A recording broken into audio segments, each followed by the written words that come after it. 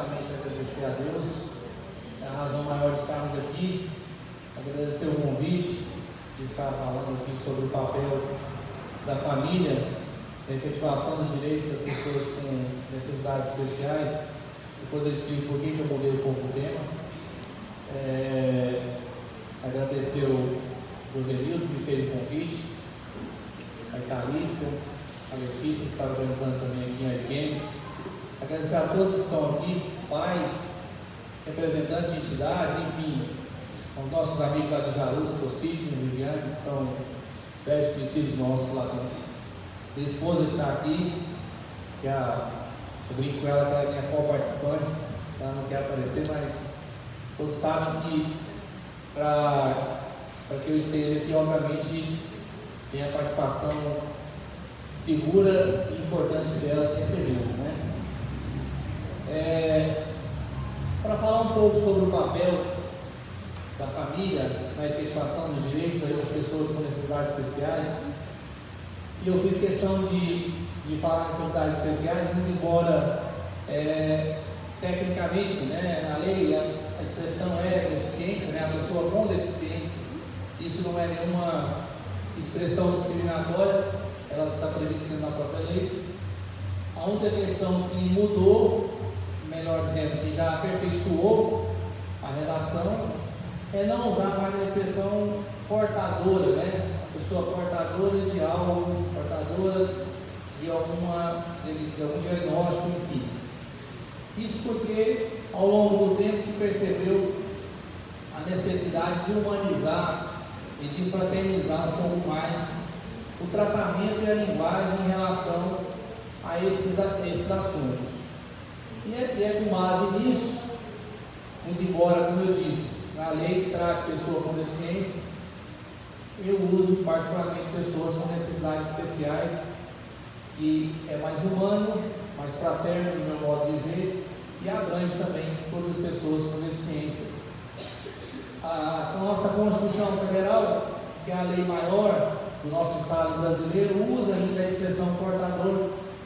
Então, é só para fazer esse registro inicial. A minha fala, ela, de início, e ela, obviamente, vai ter uma tônica mais técnica, né?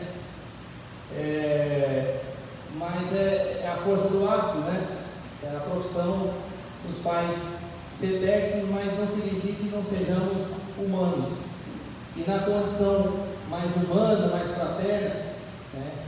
Eu estou aqui hoje não só como juiz de direito, mas também na condição de pai de um filho autista. O meu filho Pedro tem 4 anos de idade, e nós temos hoje uma grata satisfação de falar sobre esse assunto, como família também, porque na verdade quando se fala que você tem um filho com necessidade especial, ou um filho especial, o que eu vejo é que nós aprendemos a fazer uma leitura diferente do mundo. Nós aprendemos a enxergar as coisas de uma maneira bem mais humana. Nós aprendemos a exercitar algo que o ser humano hoje vem perdendo ao longo do tempo, que é a empatia, né? Que é se colocar no lugar do outro, ver como que o próximo se sentiria em determinada situação. As pessoas com necessidades especiais, pessoas com deficiência, elas têm esse olhar, elas são naturais e espontâneas. Por isso que elas nos ensinam mais do que nós ensinamos a elas. Isso é algo que acredito que todos que me antecederam, todos que vão falar posteriormente, podem testemunhar isso daí, dia a dia, não só aqui, mas no seu, na sua convivência diária, vamos dizer assim. Eu apresento as 2 principais legislações a respeito do assunto direito e inclusão, que está dentro do tema, do papel da família, e a Lei 13.143 de 2015, que fala do Estatuto da Inclusão, o Estatuto da Pessoa com Deficiência, e a Lei 12.764 de 2012, que é a Lei de Proteção à TEA, Transtorno do Espectro Autista. Claro que existem outras e diversas legislações. A intenção é apenas apresentar um pouco, pelo menos vamos dizer assim, um gostinho, né, de quero mais sobre o assunto para poder aprofundar e apresentar um pouco do norte, dos caminhos que a família pode buscar. A principal dificuldade das famílias, quando descobrem que um filho tem um diagnóstico de autismo, síndrome de Down, enfim, e várias outras modalidades que temos hoje aí, e outras ainda por vir, né? Tem algumas que ainda sequer foram diagnosticadas, não se sabe, né? Eu tive contato recentemente com uma colega que a descoberta do diagnóstico do filho dela foi por exclusão, ou seja, todos os outros casos já existentes não se enquadravam no caso do filho dela, e aí por exclusão foi apresentado um diagnóstico a ela. E isso muitas vezes aflige bastante as famílias, porque quando você sabe que há algo que precisa ser cuidado no seu filho, no seu dependente, ou até em nós mesmos, a nossa maior preocupação é: tem? Então o que é isso? É autismo? Agora vamos para o segundo passo. Não é fácil, obviamente, a família lidar com isso, a família encarar e aceitar isso como algo natural. Nós não aceitamos isso como algo natural, como, tem autismo? Tudo bem, então vamos ao shopping. Não é assim, né? Não é tão espontâneo a situação, mas obviamente que no nosso caso em particular, passamos por momentos difíceis, com certeza, e lidamos com altos e baixos até hoje. Mas eu particularmente encarei a situação da seguinte maneira: meu filho é autista? Beleza. Qual o problema nisso? Nenhum. Pelo contrário, quando ele começou realmente a revelar, nós começamos a entender que ele tinha esse espectro autista, parece-me que até a forma de você lidar com os outros filhos, né, de você encarar o assunto, e aí até conversava com meu colega Sidney, a pegada que você age, ela é mais intensa, porque você não vai só pelo apreço ao assunto, né, mas você vai pelo amor sanguíneo, né? Aí é um amor que não tem legislação que constitua, né? E por isso que não adianta, obviamente, e temos que respeitar, claro, aquele momento inicial de luto da família, de encarar a situação, mas eu acredito que essas pessoas, como elas não têm vozes e elas precisam que nós estejamos aí lutando pelos direitos, pela efetivação desses direitos, que é mais difícil, porque direito elas têm. Eu vou apresentar aqui para os senhores já sabem que elas têm esse direito, né? Eu vou apresentar, mas os senhores já têm conhecimento disso. A grande questão é efetivar. Nós sabemos que o público das pessoas com deficiência é um público da minoria, é um público ainda invisível aos olhos das prioridades das políticas públicas no país. Eu falo no país porque engloba não só no âmbito federal, estadual e municipal. Ainda não é considerado uma prioridade nas ações, né, nos incentivos, nas políticas de um modo geral do Estado brasileiro. Acredito que esses trabalhos, esses seminários, essas ações, essas audiências públicas, enfim, tudo que vai envolver esse assunto, obviamente que vai despertando e vai incomodando as pessoas que têm a autoridade para efetivar, fazer aquilo que a lei já previu. Olha, todo mundo sabe que a criança com deficiência tem direito lá ao professor que acompanha em sala de aula, que vereador, mas nem todas as escolas colocam, disponibilizam. Todos sabem que as pessoas com necessidades especiais, com deficiência, não podem sofrer qualquer tipo de discriminação, não podem ter recusa à matrícula, mas sofrem isso. Isso está na lei. Parece até chover no molhado, né? Falar que a pessoa com necessidade especial, a pessoa com deficiência não pode sofrer qualquer tipo de discriminação. Isso tem um artigo específico que fala exatamente isso. Tem um tipo de violência e tudo mais, mas ainda sofre. A sociedade ainda passa por um amadurecimento civilizatório, onde as pessoas antigamente resolviam as coisas pelas próprias mãos. É o que nós chamamos de justiça pelas próprias mãos. Hoje, as pessoas, hoje que eu digo contemporaneamente falando, as pessoas delegaram aqui ao judiciário resolver os problemas, né? Quando elas não conseguem. Vamos levar lá para o juiz, que o juiz vai resolver. Aí o juiz tem que dar a solução. E as ferramentas que o juiz tem estão ali. Isso são os casos onde as pessoas já tentaram muitas vezes quase tudo. Elas foram à defensoria, foram à OAB, foram ao Ministério Público, foram às entidades, enfim, foram a diversos órgãos, mas não conseguiram que a efetivação acontecesse.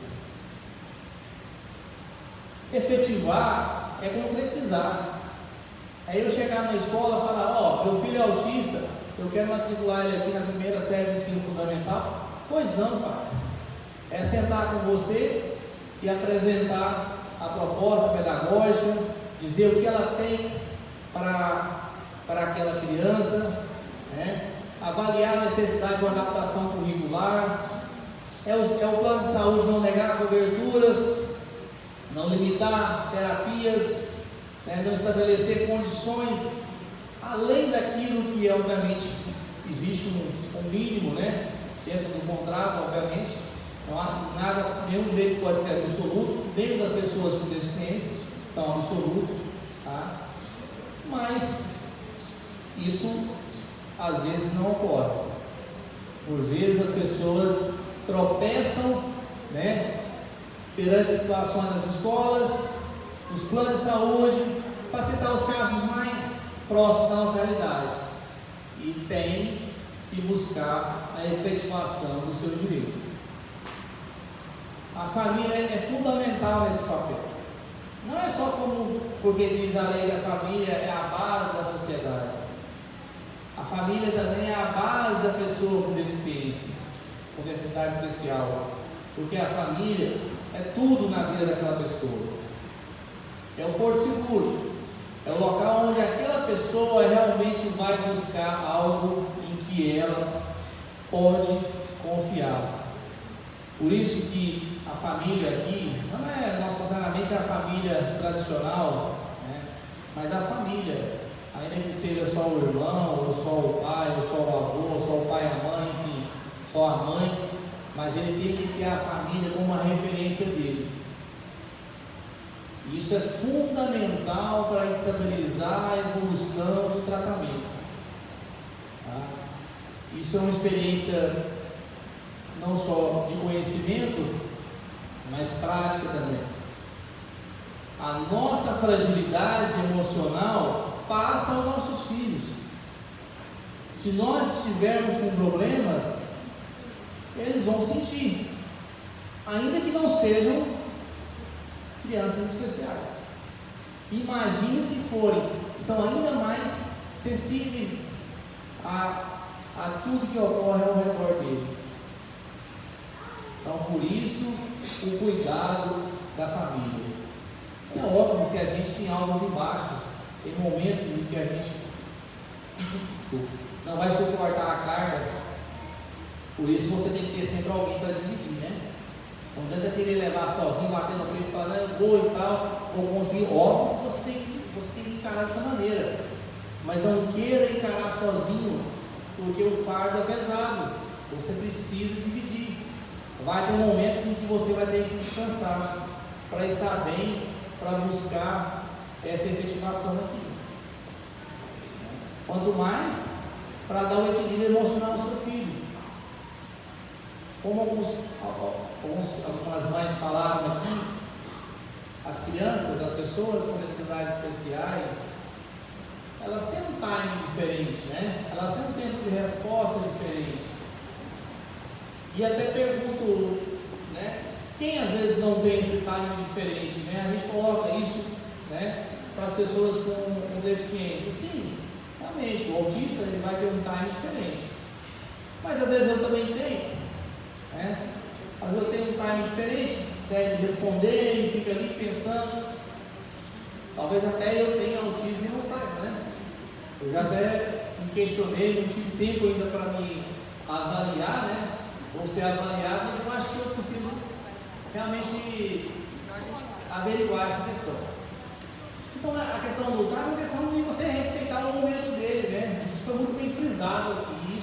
Isso entra dentro do papel da família, né? A gente busca isso, só que no dia a dia é uma tarefa difícil. Nós precisamos encarar isso como uma medida de extrema necessidade. Não adianta você buscar todos os recursos terapêuticos, buscar a efetivação dos direitos, seja extrajudicialmente ou às vezes até judicialmente, se você não tiver um ambiente familiar saudável. Você precisa passar isso para o seu filho, ele precisa encontrar isso em casa. Se ele não encontrar isso em casa, ele vai desconfigurar, né? Então assim, há momentos que, no meu caso, eu estava com meu filho ali, né, acompanhando algumas atividades, futebol, e estava indo bem. Minha esposa, não, realmente, eu acho que você tem um papel importante ali. Então a gente tem que se atentar. Às vezes o papel do pai vai ser melhor do que o papel da mãe em determinadas situações, ou às vezes a mãe vai ter um papel melhor. Nós temos que ter esse olhar atento para esses casos. Quando eu me ausentei algumas vezes por razões de trabalho, houve um desajuste em casa. Então, a questão não é matemática. Não tem como tratar e lidar com essa causa matematicamente. Não, o autismo é assim, assim, assim, assim. Síndrome de Down é assim, assim, assim. Não, não é matemática. Se fosse, seria muito fácil. Bastaria chamar o melhor matemático do mundo, ele viria, daria a solução do problema, pronto, vamos para casa, cada um vai cuidar do seu. Mas não é assim. É diário. É diário. Todo dia você tem que repetir as rotinas, né? Repetir aquelas situações novamente. Às vezes você está cansado, mas tem que repetir, você tem que fazer, tem que insistir, como os exemplos que me antecederam. De tanto repetir, de esforçar, de tentar, a coisa avançou. E na efetivação dos direitos, nós temos que fazer as mesmas coisas.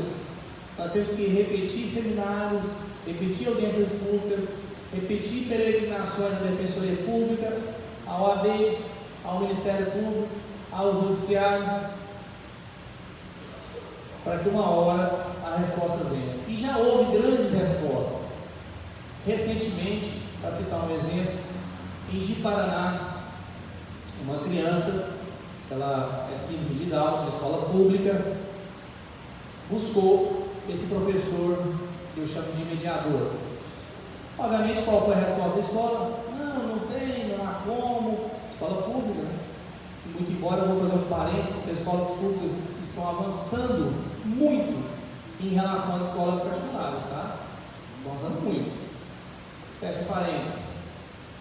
Foi a juízo buscar, então, já que a escola não quantificou a conceder esse direito, e aí em juízo ela conseguiu uma liminar.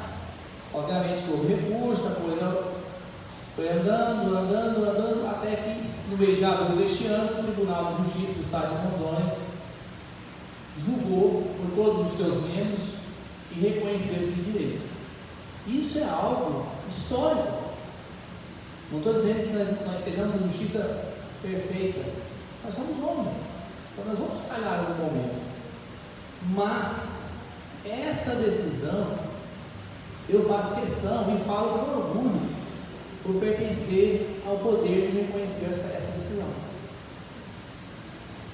Não que não tenha negado em outras, mas essa decisão, ela marca um momento onde a sociedade civil, onde o poder público está se mexendo um pouco mais, né, onde o Estado está sendo provocado, onde o Judiciário, o Ministério Público e todas as instituições estão atuando mais. E o papel do Judiciário não é um papel tradicional onde as pessoas veem, né, como antigamente, que o juiz é alguém, né, que tem uma barriga grande, é velho, fica sentado dentro de uma sala com ar-condicionado, obviamente nesse calor ninguém aguenta, né? E não é visto por ninguém. Essa é a visão antiga. A visão atual hoje é a visão onde o juiz tem que estar na sociedade também. Ele tem que ser visto e tem que ser ouvido também pela sociedade. Por isso que se busca, né, fazer que o juiz do século XXI, o juiz contemporâneo, seja um juiz mais acessível à sociedade, para que a sociedade busque ou possa pelo menos buscar a maior efetivação dos seus direitos. E por razões, vamos dizer assim, de evolução, nós ainda vamos enfrentar muitas dificuldades, mas essa decisão e outras, né, que existem e que obviamente vão ser provocadas, elas vão revelar a maior participação de cada instituição. O judiciário sozinho não vai conseguir fazer efetivação, mas ele vai depender da OAB, ele vai depender da Defensoria, do Ministério Público, das entidades, né, que atuam e têm um papel preponderante nisso daí, porque elas que sentem na pele, né, as dificuldades em cuidar, muitas vezes sem recursos, né, ou às vezes até com recursos do próprio bolso, as crianças, as pessoas que têm algum tipo de deficiência. Então, essa efetivação aqui, ela, teoricamente falando, vamos dizer assim, é algo muito simples de nós compreendermos, né? Só passa mais aí, eu vou fazer uma volta um pouquinho aí. Anterior, era o seu primeiro, né? Isso. Tá, então, veja só, ali, só para ir apresentando, eu vou fazer umas passagens rápidas, só para ir tendo a exposição dos pontos, mas assim, o importante é que a gente apresente, né, um apanhado geral, porque o nosso tempo e a intenção não é esgotar, isso é uma coisa que não se esgota, né? E eu venho procurando falar sobre isso para despertar realmente o interesse, para que as pessoas possam conhecer. Eu não quero ser o expert do assunto, mas eu quero que existam outras pessoas que possam vir a também saber falar sobre isso, ou saber como buscar isso, né? Que é a grande dificuldade das pessoas saberem como efetivar esses direitos que nós sabemos que tem. Isso é indiscutível, né? A questão é saber se aplica ou não ao seu caso, a questão é saber se você realmente se enquadra na situação definida ali. E o Estatuto da Pessoa com Deficiência, ele é um estatuto que tem uma amplitude muito grande. Então ele vai encaixar em todos os casos as pessoas que são consideradas pessoas com deficiência. Agora, será que o meu caso se enquadra ou não? Será que eu tenho ou não acesso a isso, aquilo, aquilo outro? Olha, aí nós temos que ver dentro do caso concreto, né? Eu vou expor a questão do ponto de vista teórico, né? Não há como eu fazer a resolução aqui, até porque eu não posso tratar do assunto concretamente aqui, né? Mas nós podemos tirar dúvidas, né? E fazer alguns esclarecimentos sobre esses direitos, essa efetivação e principalmente da família buscando essa efetivação, né? Que é o nosso foco aqui.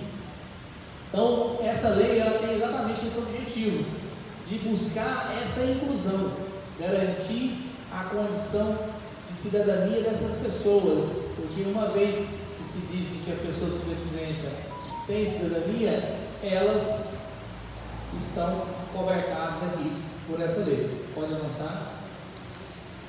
A lei traz o conceito da pessoa com deficiência, é um conceito que todos nós conhecemos.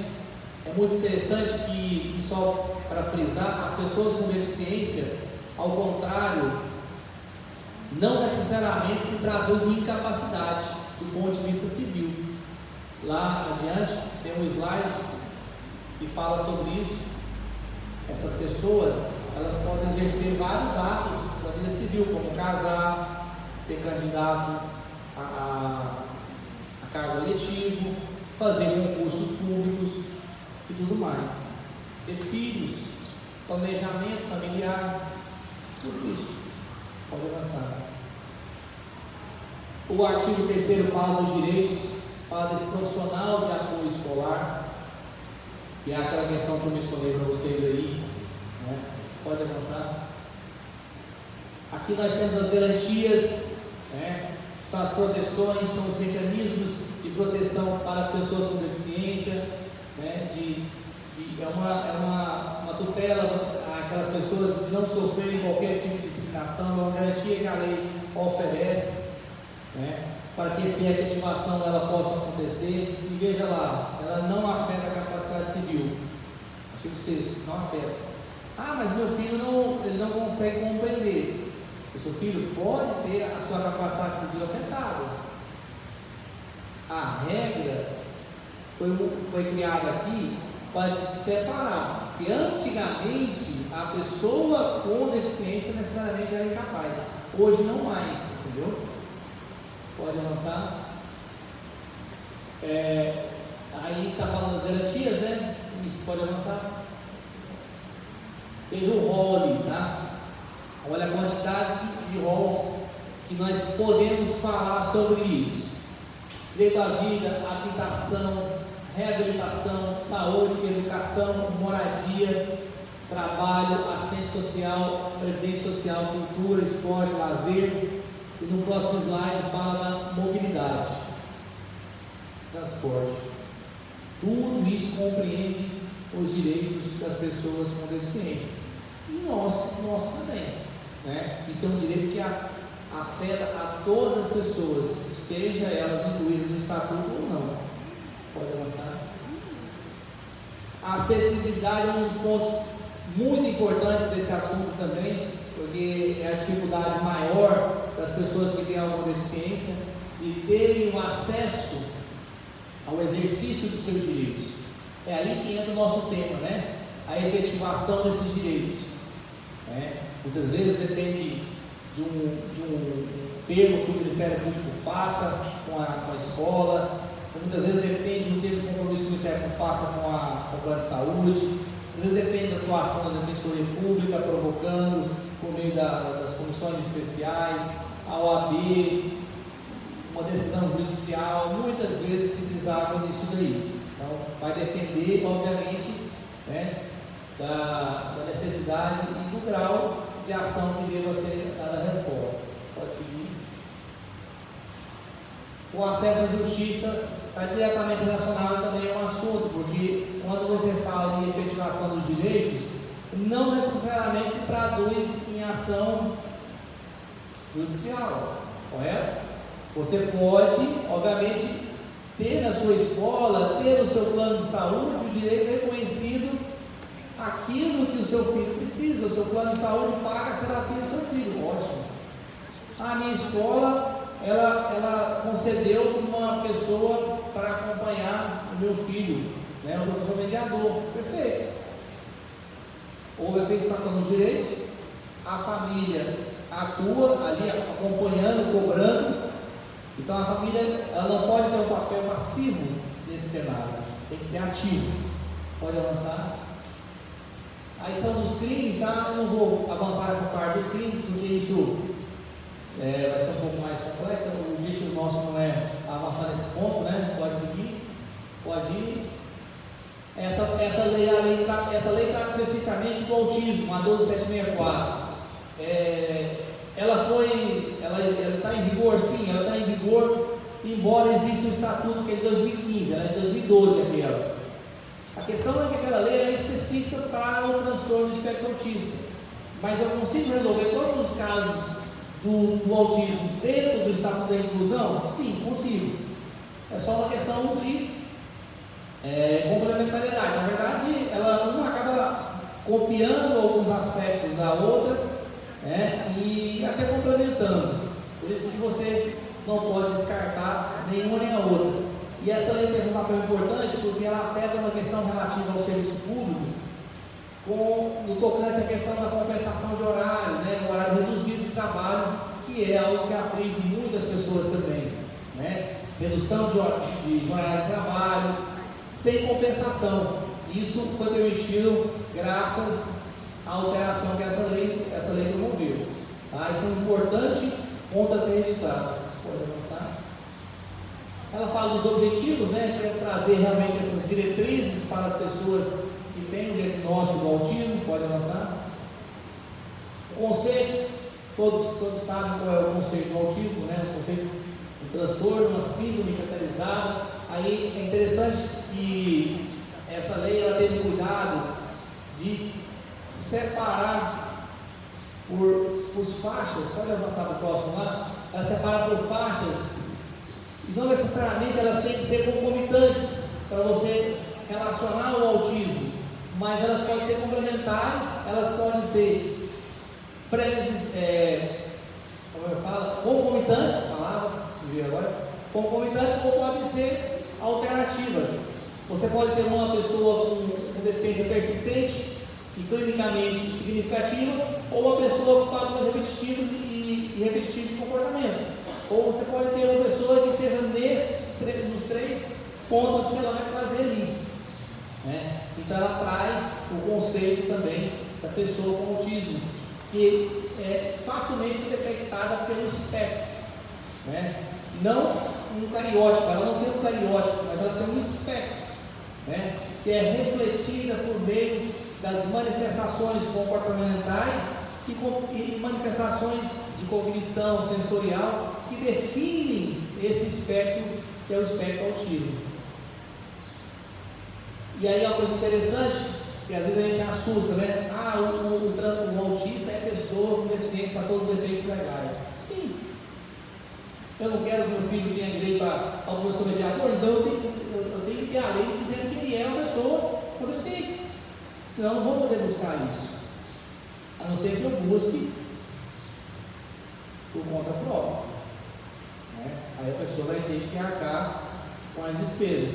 Mas a lei, ao assegurar que o autismo, e aqui falamos especificamente do autismo, é pessoa para todos os fins legais, pessoa com deficiência, já leva ele a todo aquele rol de direitos que nós mencionamos.